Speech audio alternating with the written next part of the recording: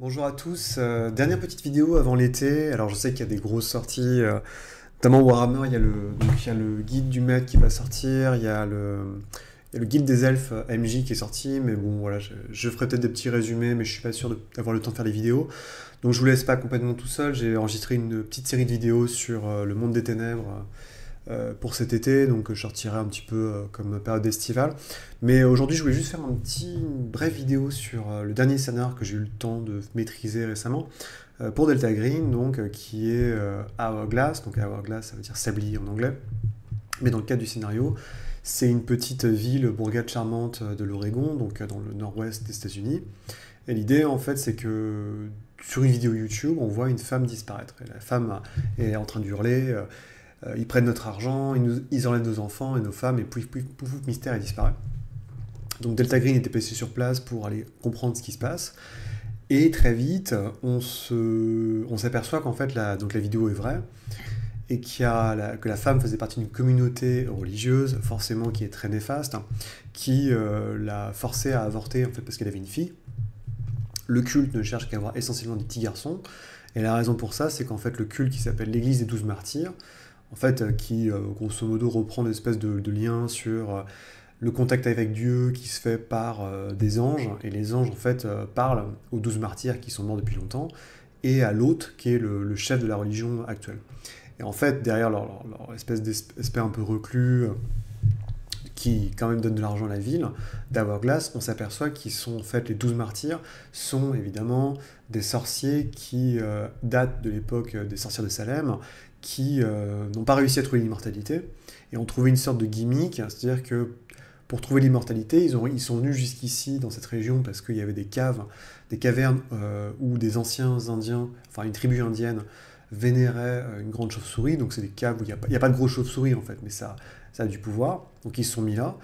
L'un d'eux, qui était pas très bien au début de à la fin de la Seconde Guerre mondiale, a réussi à posséder un magnat du bois.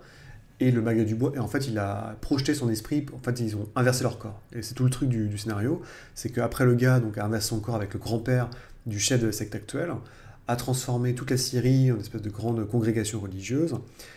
Et il a transformé ses potes. En fait, pour survivre, ses potes ont été transformés en bougies. Et ces bougies, s'ils les allument, elles peuvent prendre le contrôle, enfin, elles réveillent l'esprit du sorcier, de l'un des 12 sorciers, qui va prendre le contrôle en fait d'une personne qui est présente. Donc en fait, ce qu'ils font, c'est qu'ils font des grandes cérémonies.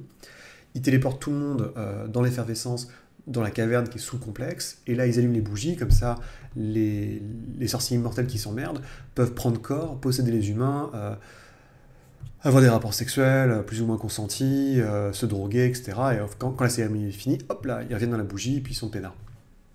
Et en fait, il n'y a que trois types qui possèdent de manière permanente des corps. Il y a donc le chef du culte, l'hôte, et il y a deux gamins en fait, il y a un ado et un gamin qui est super creepy qui a 10 ans. Et donc l'idée, c'est que vu qu'ils se sentent tout puissants et ils ont vraiment, ils sont très très égocentriques et forcément c'est des méchants. Ils sont pas très malins, ils ont fait disparaître quelqu'un directement d'un claquement de doigts devant une vidéo YouTube, devant des gens qui filmaient sur les vidéos YouTube. Et ils ont jamais cru que les chasseurs de sorcières qui avaient failli tous les dégommer quand ils étaient jeunes pouvaient revenir sous la forme de Delta Green. Et donc le scénario est suivant. Vous devez découvrir ces états de fait, donc c'est comprendre qu'en fait les types d'avoir, enfin la communauté qui serait renfermée, donc il faut pouvoir y accéder. Il faut pouvoir comprendre ce qui se passe, éventuellement faire une visite guidée du lieu en disant qu'on est intéressé, interroger les amis des disparus, le gamin qui a pris la vidéo pour comprendre qu'en fait il y a en plus la communauté religieuse, vu qu'elle donne beaucoup d'argent, elle a beaucoup de gens dans la paroisse potentiellement se heurter de front à la communauté risque de créer des problèmes.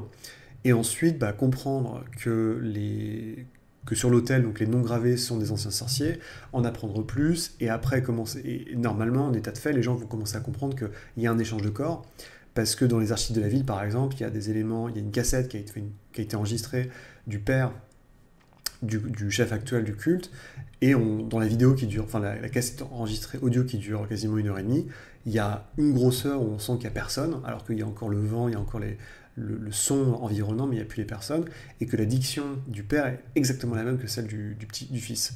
Et en plus, voilà, s'ils commencent à fouiller, ils s'aperçoivent que dans les registres de la ville, il y avait un employé de la Syrie en 1947 qui possède l'un des noms des 12 martyrs. Donc très vite, tout ça, ça se télescope pour comprendre qu'à la fin, les 12 sorciers sont les 12 martyrs. Et comment est-ce qu'on agit par rapport à ça? Donc la grosse difficulté du scénario, en fait, c'est pour le MJ, c'est que c'est un scénario qui est assez dense. Il y a beaucoup de PNJ, il y a beaucoup de manières d'approcher la résolution. Le gros souci qui peut intervenir, c'est si vos joueurs sont pas très subtils, ou se font remarquer, ou vont parler les endroits, comment dire, vont voir le maire, ils vont voir le shérif. Ils peuvent se faire remarquer par le culte, et donc ils peuvent envoyer les deux sorciers gamins, notamment le petit garçon, qui va inverser, qui va prendre possession, échanger son esprit avec l'un des PJ. Donc le corps du gamin sera ligoté quelque part, et quand il revient, en 1 heure, il a la capacité de savoir exactement ce qu'ils font, où ils en sont de l'enquête, quels sont leurs proches, et donc potentiellement ça peut être une catastrophe. À cela s'ajoutent les flics corrompus qui peuvent potentiellement vous balancer des marchands de fentanyl sur la tronche, ou de crack, je sais plus, donc ce qui fait que potentiellement vous avez des mecs qui vont vous attaquer pour une raison qui n'a rien à voir avec le scénario, et les flics derrière qui vont essayer de vous buter, donc c'est la totale. Donc le scénario est vraiment à difficulté modulaire selon le degré de précision et d'enquête préliminaire des joueurs. Et donc moi je voyais ça un petit peu en me disant ça va être très très dur, et étonnamment les joueurs ont une idée intelligente, c'est qu'ils ont fait beaucoup de défrichage avant. Ce défrichage, ils l'ont fait sous une méthode un peu comment dire, classique, en se faisant passer pour des journalistes. Pour la petite blague, on a dit que c'était Phénomène X, donc qui était un personnage assez important dans l'imaginaire du vieux Delta Green, enfin une organisation. Et ensuite, ils ont vraiment réfléchi, ils ont fait une ou deux visites guidées pour aller sur place, en essayant de pas trop se faire repérer. C'est là qu'ils ont compris, il y a un truc qui est très important, c'est que l'histoire des bougies ne vous est donnée en fait que par des membres du culte, donc il faut interroger des pélos standards, et pas le chef, pour comprendre ça. Et après, il y a, une fois qu'en fait on voit dans la salle, dans le piédestal, il y a tout un truc, en fait, il faut comprendre, et ça c'est les joueurs qui généralement le supposent, que les cavernes il faut comprendre le lien avec les cavernes de la Grande Chauve-souris, qui est censée être une rumeur qui n'a pas trop d'intérêt en fait en soi. Même les Indiens, que vous rencontrez dans la région, vous diront c'est l'histoire ancienne, cette caverne n'existe pas, qu'en fait elle est sous le complexe en fait. Et ça c'est potentiellement avec la cassette où les joueurs, généralement des feux de bord, vont se dire un c'est de la possession, et deux, si ils sont intéressés par une espèce de vieille caverne où les Indiens allaient pour accumuler du pouvoir, c'est forcément qu'elle est en dessous quoi. Mais c'est assez drôle parce qu'en fait les mecs téléportent le truc rigolo c'est que c'est quand même que le sorcier téléporte les gens à travers, ils auraient pu mettre un ascenseur, je sais pas, un truc, en fait ils téléportent les mecs à travers la roche pour qu'ils aillent sous terre pour revenir comme un effet magique, mais lui a dans son bureau une porte secrète qui l'amène à une sacristie privée où il y a ses potes dans des bougies, et en dessous en fait il y a un accès aux cavernes. Donc ça, les joueurs l'ont plus ou moins deviné, parce qu'ils ont vu, en fait, durant le visite guidée, qu'il y avait une dépression dans l'hôtel, où il y avait une grosse clé, en fait, qui se cachait, et ils se disent, c'est bizarre, une grosse clé rouillée, je me demande où ça peut mener. Et en fait, ils ont fait un truc qui était extrêmement intelligent, et je me demande si le gars qui a écrit le scénario y a pensé, c'est bête, mais en fait, on vous décrit la cérémonie en elle-même. On dit, pendant 1 heure, il y a tout le monde qui est là, les sorciers, l'hôte, donc le leader, tous les gens de la congrégation sont présents sous terre. Donc on vous dit, ils commencent par allumer les bougies possèdent des gens, patati patach molle. En fait, mes joueurs, ils ont dit un truc tout bête, ils ont dit, puisqu'on sait que cette cérémonie elle a lieu tous les samedis à minuit, puisqu'on sait que tous les gens qui sont présents sur le complexe vont y participer, et qu'on sait qu'ils vont à un autre endroit, ils vont d'un endroit A ou B, on sait que la cérémonie dure à peu près 1 heure, ça veut dire que nous, on a 1 heure pour agir. En fait, ils ont fait un truc qui est extrêmement intelligent, ils ont attendu juste avant la cérémonie, ils sont rentrés à l'intérieur, ils ont dit, ok, on a 1 heure pour fouiller, ils sont venus, en fait, ils sont démerdés pour avoir des explosifs auprès de Delta Green, l'un d'eux avait une compétence en explosifs, ils sont arrivés, ils ont pénétré rapidement au sein du complexe, c'est pas super verrouillé en fait, parce qu'il y a quelques caméras mais peanuts, ils ont fouillé en se disant, on sait qu'il y avait une dépression sous l'hôtel, en plus on vous dit, l'hôtel physiquement reste là, donc en fait ils reprennent pas la clé, donc ils sont arrivés, ils ont récupéré la clé, ils ont trouvé la porte secrète dans le bureau du chef, et là ils ont trouvé la Sainte Sacristie, où ils ont vu qu'il y avait des traces de poussière, là où il y avait des bougies qui étaient stockées, avec une porte qui menait vers des cavernes, et ils entendaient des hurlements, des pleurs, donc ils se sont dit ok, c'est pas difficile. Donc ça a été un peu compliqué de poser des explosifs parce que les jets ont été ratés à répétition. Donc en fait, à chaque fois, on perd du temps. Et je dis, bah attention, il vous reste plus que 10 minutes, quoi. Donc ils ont réussi à poser l'explosif juste au bon moment pour se barrer et faire tout péter. Mais c'est vraiment bizarre parce que c'est peut-être une des beautés du jeu de rôle, mais j'ai eu l'impression qu'à aucun moment dans le scénar, ils se sont dit, bah ouais, en fait, c'est la meilleure façon de procéder parce qu'en plus, on vous dit, même, la perversité va jusqu'au truc où sur l'autel, donc dans la sacristie normale, il y a un gros rocher noir dégueulasse qui est en fait un Shoggoth. C'est le fils, moitié homme, moitié Shoggoth, de l'un des fondateurs du culte qui vient, si jamais on tire sur son papa, il vient l'aider, quoi. Et du coup, lui, il passe sous forme humaine, il va avec eux durant la prière, donc ça veut dire qu'en fait, bah ok, donc ils sont tous réservés là-bas, bah, donc mes joueurs sont arrivés, ils ont mis du C4 partout, dans l'entrée pour que les grottes s'effondrent. En plus, bah, vu que j'avais un pompier, un mec qui s'y connaissait un petit peu dans les conditions sismiques et tout pour sauver les gens, et qui avait des explosifs, bah, il a mis du temps à réussir son jet, mais quand c'était réussi, bah, tout a pété et tout le monde est mort. Enfin, soit les gens sont morts effondrés, soit en fait ils sont écrasés sous tonnes de roches. Donc pour les sorciers, c'est le pire destin possible, puisqu'en fait, ils sont coincés sous forme de bougie, conscients, mais incapables de sortir de la bougie à vitam aeternam. Donc ils ont très très bien géré, je trouve, le scénario. Évidemment, le seul truc qui était un peu façon, on fait pas d'omelette sans casser des œufs, bah, c'est le fait que tout le monde est mort, quoi. En fait, parce qu'il y a quand même une cinquantaine de gens qui font partie de la communauté.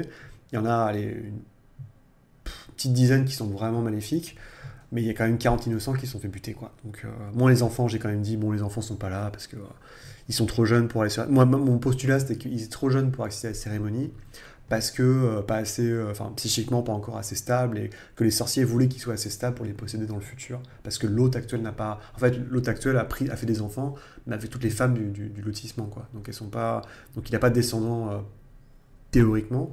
Donc il faut qu'il en trouve un parmi les enfants pour le posséder à l'âge adulte. Bon, ça c'est un peu mon truc pour raccourcir la chose, mais ils ont quand même tué 30 innocents. Donc niveau santé mentale, ça se contrebalançait pas mal, c'est-à-dire que tu perds un D12 d'un côté, mais de l'autre tu récupères quand même pas mal de points de santé mentale parce que tu as réussi à sauver, en fait, à en finir avec les sorciers. Donc j'étais assez étonné, ça se déroulait pas si mal, et j'étais un peu... mais je trouve que c'est quand même un scénar qui demande beaucoup, beaucoup de travail au niveau du MJ parce qu'il y a plein de PNJ, il y a plein de possibilités. Moi j'ai pas fait jouer justement Je suis parti du principe qu'ils ont été assez finaux, qui sont pas trop fait griller à aucun moment, donc le gamin a pas tilté, et ils sont pas fait posséder par un sorcier, ce qui aurait eu des conséquences extrêmement violentes. Je pense que d'autres MJ auraient peut-être pas été aussi sympas que moi, mais bon, c'était mon postulat à moi. En tout cas, ouais, donc, et vraiment le truc à saisir, c'est l'histoire de la caverne de la chauve-souris, où en fait elle existe, mais il n'y a pas de chauve-souris, et c'est un indice qui est très important de récupérer, parce que ça permet d'identifier potentiellement le lieu où ils vont se réunir pour la réunion, ce qui est le nerf de la guerre que vous fassiez, parce que soit vous faites comme les joueurs, vous faites tout péter quand ils y sont, soit vous mettez des explosifs quand ils y sont pas, enfin voilà, l'organisation elle se trouve là aussi, quoi. Après, je trouve que c'est quand même ultra hardcore, déjà il y a plusieurs sorciers, mais en plus il y a un Shoggoth, enfin de moitié Shoggoth, qui arrive automatiquement si son papa se fait tirer dessus, donc soit vous avez un sniper qui sait très très bien viser, qui lui met de dans la tête, soit bon courage, quoi. Ça fait encore partie je pense, ouais, des conceptions du design des scénarios qui, évidemment, on peut pas penser à tout, et pour vous forcer à trouver une possibilité plus soft, hein, et plus maligne, sachant que le gros point du scénar, c'est évidemment que les sorciers sont hyper arrogants et qu'ils pensent à aucun moment que la technologie moderne ou le gouvernement américain, tel qu'il est aujourd'hui, pourrait lui mettre des bâtons dans les roues. Parce qu'il y a une autre possibilité qui est hyper simple, mais il faut la savoir, c'est d'aller dans les papiers de l'administration quand personne n'est là, trouver qu'en fait il y a des traces d'avortement qui ont été faites à l'insu des femmes présentes. À ce moment-là, on peut lancer la grosse machine américaine pour faire un Waco 2.0 et éventuellement faire que le culte soit mis à mal et éventuellement que les gens soient arrêtés. Ce qui veut dire qu'à ce moment-là, le chef du culte, le Shoggoth et les deux gamins qui sont possédés par les sorciers de manière permanente emmènent les bougies avec eux et se barrent en bagnole. Et là, bon, on peut faire un grand truc foireux à la façon CIA, où on les attend, où ils ont un accident de la route, ou que sais-je. Donc ça, il y a pas mal de possibilités de finir. Ça peut aussi très très mal finir. Ça peut vraiment finir, si vous arrivez avec des flingues dans le complexe, là c'est la police qui vous tombe dessus, c'est un cauchemar, quoi. C'est le pire scénario possible pour finir avec Delta Green. Donc voilà, alors Hourglass, encore un petit scénario que j'ai fait, très sympa, soit dit en passant. C'est pas mon préféré pour l'instant, parce que le coup de la possession par des sorciers, je trouve que c'est un peu éculé. Et ça, tout de suite, les gens l'ont vu, en fait. Les joueurs ont immédiatement tilté en disant « Ok, c'est ça ». Et par exemple, à côté, je fais jouer Jack Frost en présentiel, qui est un super scénar, qui est vraiment exceptionnel. Quand je l'aurai fini, j'en reparlerai. Et Jack Frost, il y a un peu ce truc-là aussi où on vous dit, c'est bizarre, il y a un lac ici. Et moi, j'ai des compétences de plongée. Je me demande bien et tout, qu'est-ce qui va se passer? Et les joueurs, tout de suite, ils ont tilté sur un truc. Bon, c'est normal, c'est des prix après, c'est des prix tirés, donc on n'a pas trop le choix. Mais je trouve que c'est assez marrant, des fois. Puis il suffit que vos joueurs soient vraiment. Enfin, connaissent l'appel de Cthulhu, donc ils ont joué avec vous, ou alors qu'ils aient lu bien Lovecraft, et il y a forcément des trucs qui vont s'imbriquer dans leur tête, et ça va partir très vite. Mais c'est aussi l'une des beautés du jeu de rôle. Donc voilà, c'était Hourglass, j'espère que ça vous a plu, en espérant que Blackside, qui se confirme vraiment pour être un excellent supplément de scénario, il m'en reste encore 2-3 à jouer, je crois, j'ai Last Equation, Kalgati, et puis Ex Oblivionné que le l'an dernier, parce que c'est plus violent, mais en tout cas c'est un super supplément. Il me reste plus qu'à vous souhaiter de super vacances, et puis je reviendrai à la rentrée, ou peut-être avant, je sais pas, mais avec d'autres vidéos, avec évidemment les Warhammer qui traînent. Il y a Vaesen aussi, j'ai reçu pas mal de trucs. J'ai reçu City of My Nightmares, qui est une campagne qui se passe à Stockholm. J'ai reçu le mythique Carpathia aussi. J'ai la Laundry, là, le truc paranormal par Chemical 7, parce que j'ai eu des accès presse par Chemical 7, donc je vais pouvoir relire ça tranquillement. Et j'ai l'impression que les PDF, c'est pas trop un problème pour eux. Donc voilà, plein de belles choses, et puis ça va, ça risque de continuer. Allez, salut!